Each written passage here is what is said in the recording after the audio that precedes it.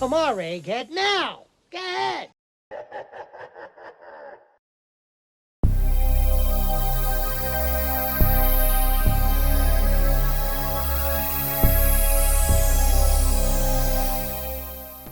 Hey, what's going on, everybody? So a question I get a lot is, how do I strip paint off a Mini? So let me show you.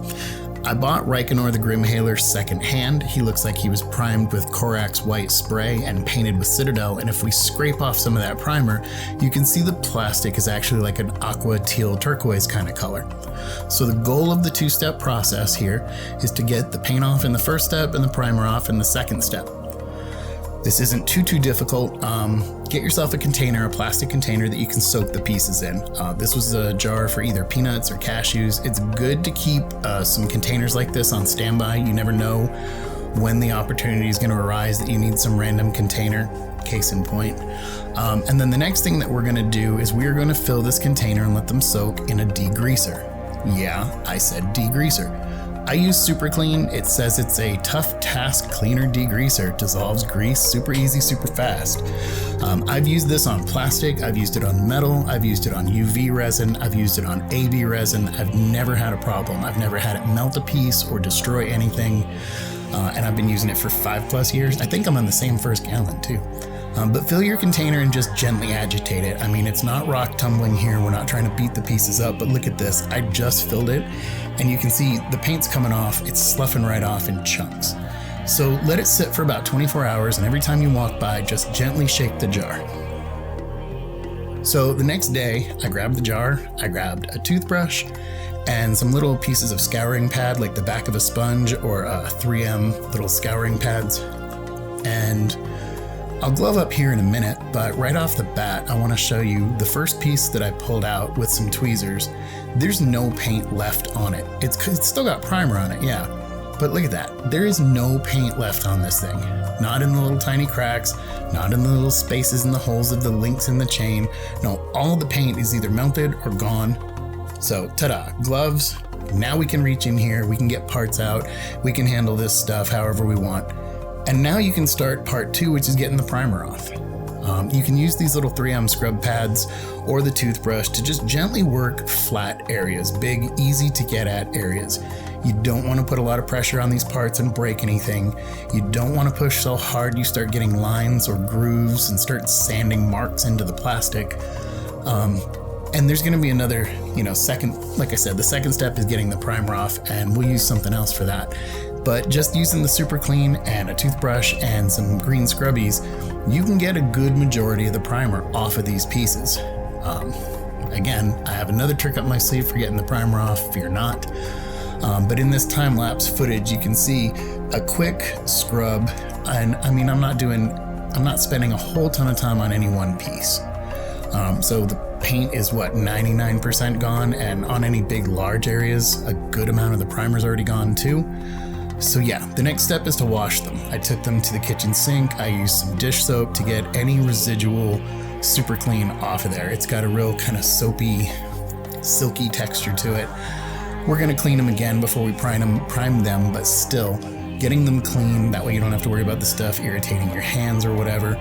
And we can finish step 2. And now's when we move from the Super Clean degreaser to isopropyl alcohol. That's right. Isopropyl and a Q-tip, and you can pretty much just erase the primer. It's never going to go completely away. If anything, you're going to end up with this really diluted slurry that's going to have a thin white coating over everything. But you can see, using some Q-tips and using some little short-haired, really rigid bristled scrub brush type brushes that I've got. I think it's a stippling brush from Army Painter. I've been working at this piece for maybe 2-3 minutes. And yeah, look. I mean, the whole model is pretty much clean. Is it perfect? No. Can you see that real thin white, coating over everything that I talked about? Yeah. And in some of those places, like along those spines, no, it's not perfect. Did I get in there with a tiny microscopic Q-tip? But no, I didn't. I got the majority of it off. I don't think any of the detail is being filled in. I don't think anything's being covered up or suffocated. So I'm good to go. I think the next thing for me, I want to get this thing built. So bust out the glue. All right, here he is in his glory. For the majority, I used actual Tamiya model cement and cemented everything together where I could. There was a few places I chose to reinforce with some super glue, and I will worry about gaps later. This guy, Reikenor the Grimhaler, was one of those pushed together that GW did, so there's some pretty heinous gaps in some places. I will try to figure those out later. But for the intents purposes of this video, he is completely stripped down. There's still a little bit of, there's your telltale evidence on the bottom there, but I'm not going to worry about the bottom. What I am going to worry about is I now own a Mini I didn't pay full price for. I didn't spend a ton of time working on him. And after priming him, here's my blank canvas. I think he looks pretty damn good. Like, I'm not going to complain about this. I know what he costs from GW brand new. I know what he runs on Amazon, and a friend of mine sold it to me cheaper than that. So thank you to you. And I didn't have to spend a ton of time or a ton of elbow grease. I mean, we're not talking sweat equity here to get this back to a blank canvas, back to a state where I want to paint it. Again, if you look at some of the detail, the chains that he's using to hold onto the bridle, none of the links are filled in. Some of the holes in the wings, the chainmail, none of it's clogged, none of it's completely lost, and we also didn't lose any of it from chemicals like scrubbing it down. We don't have grooves or irregular scratch patterns in the wings.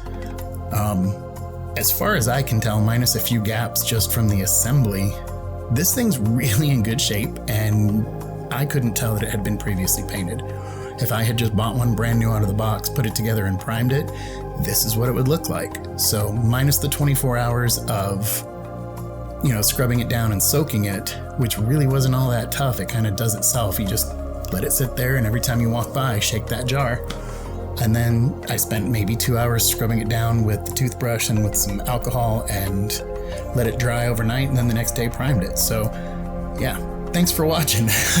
I mean, you can see the proof's in the pudding. If you look at these pictures over here on the right hand side, it looks amazing, and you'd never know that it had been completely primed white and almost completely done being painted when I got my hands on it.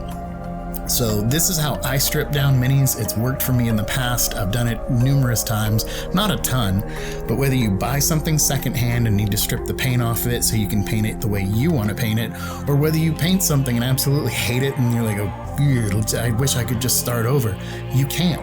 Get some super clean or some sort of equivalent type cleaner degreaser, let it soak. Most of it just falls right off, and the rest you can get off with isopropyl alcohol. It's that easy. So that's it. Thanks for watching. If you liked this video, if you got something out of it, hit that like button. If you've got something to add, drop a comment below. If you know someone who would benefit from this, share the video with them. And if you haven't yet, subscribe to Egghead Hobbies. We'll see you soon.